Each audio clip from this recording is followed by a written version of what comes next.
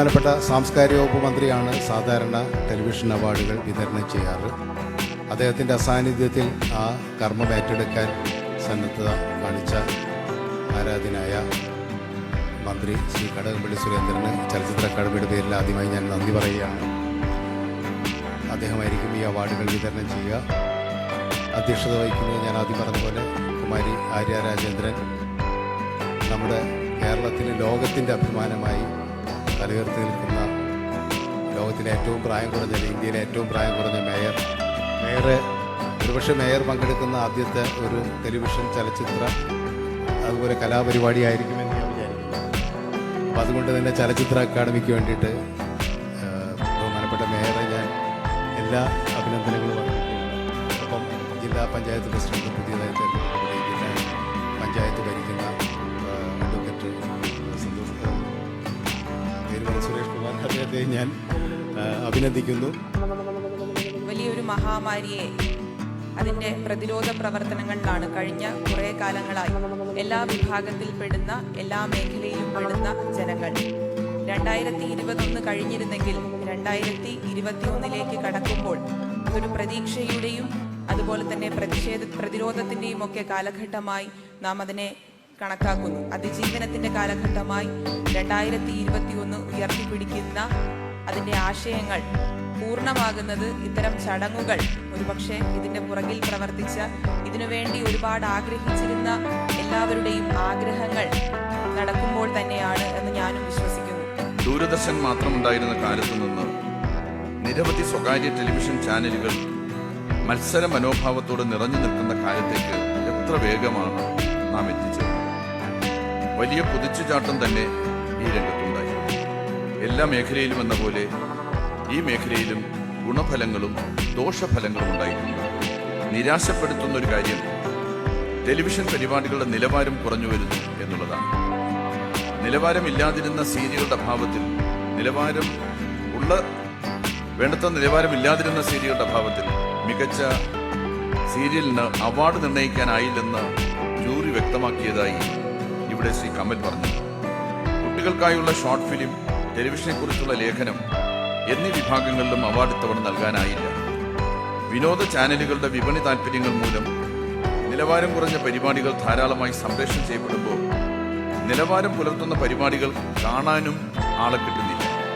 മികച്ച കുട്ടികളുടെ പരിപാടി അനന്തപുരിയുടെ തിരുശേഷിപ്പുകൾ, സംവിധാനം ബീന കല, നിർമ്മാണം കൈറ്റ് വിക്ടേഴ്സ്. തിരുവനന്തപുരത്തിന്റെ ചരിത്ര പ്രാധാന്യത്തെ വിദ്യാർത്ഥികൾക്ക് ഗുണകരമാം വിധം ലളിതവും സമഗ്രവുമായി അവതരിപ്പിച്ചതിന്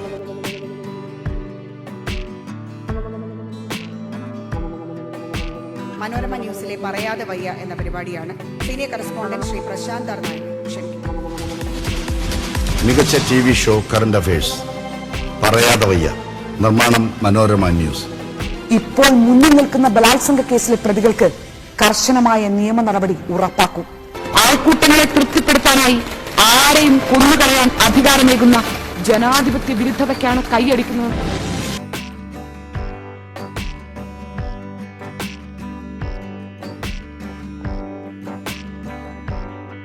ഇൻവെസ്റ്റിഗേറ്റീവ് ജേർണലിസ്റ്റ് KP റഷീദ്. പരിപാടി കരിമണൽ റിപ്പബ്ലിക്.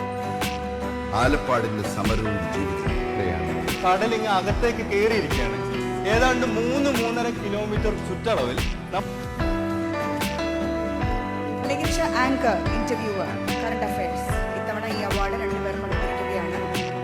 ജനകീയ കോടതി എന്ന 24 ന്യൂസ് സംപ്രേഷണം ചെയ്ത പരിപാടിയിലൂടെ ഡോക്ടർ K. അരുൺകുമാറാണ് അവാർഡ് നേടിയിരിക്കുന്ന ഒരു വ്യക്തി. മികച്ച anchor, interviewer, current affairs doctor K. Arunkumar. പരിപാടി ജനകീയ കോടതി 24 ന്യൂസ്. പ്രതിപാദ്യ വിഷയത്തിലുള്ള അവഗാഹവും ഉചിതമായ ഇടപെടലുകളും കൊണ്ട് സമകാലിക വിഷയങ്ങളുടെ പല തലങ്ങൾ സ്പർശിക്കുന്ന അവതരണ വേദിക്ക്. യേശു വരുന്നത് ഗുരുവായൂരിൽ നിന്നാണ്. ഗുരുവായൂർ കണ്ണന്റെ നാടാണ്. കണ്ണൻ എന്ന് പറയുമ്പോൾ രാധമാരുണ്ട്. പ്രത്യേകിച്ച് ഗുരുവായൂർ ക്ഷേത്ര പരിസരത്ത് ജനിച്ചു വളർന്ന ഒരു കുട്ടി.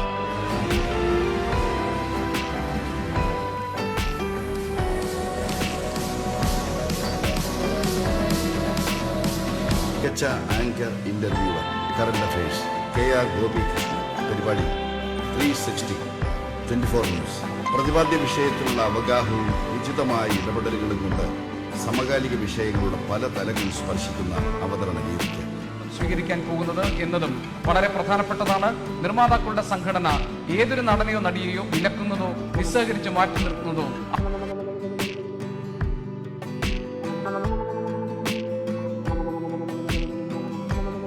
മികച്ച commentator out of vision Saji ദേവിയസ്. പരിപാടി ഞാൻ ഗൗരി, ദൂരദർശൻ മലയാളം. കൗമുദി TV സംപ്രേഷണം ചെയ്യുന്ന സ്നേക് മാസ്റ്റർ എന്ന പരിപാടിയുടെ അവതാരകൻ സുരേഷ് ബി, ബാബ സുരേഷ് എന്നറിയപ്പെടുന്ന സുരേഷ് ബി ആണ് ഈ അവാർഡിന് അർഹനായിരിക്കുന്നത്. മികച്ച കോമ്പിയർ ആങ്കർ വാർത്തേതര പരിപാടി സുരേഷ് ബി, ബാബ സുരേഷ്. പരിപാടി സ്നേക് മാസ്റ്റർ കൗമുദി TV. അനായാസവും സ്വാഭാവികവുമായ അനുഭവ ആഖ്യാനമാണ് ഈ അവതരണത്തിന്റെ പ്രത്യേകത. അതുകൊണ്ട് ഞാൻ എൻ്റെ സ്വന്തം ഇഷ്ടപ്രകാരം പഠിച്ചെന്ന് പറഞ്ഞ് നാളെ വിമർശിക്കാതിരിക്കണമെന്നാണ് എനിക്ക് നിങ്ങളോട് പറയാനുള്ളത്.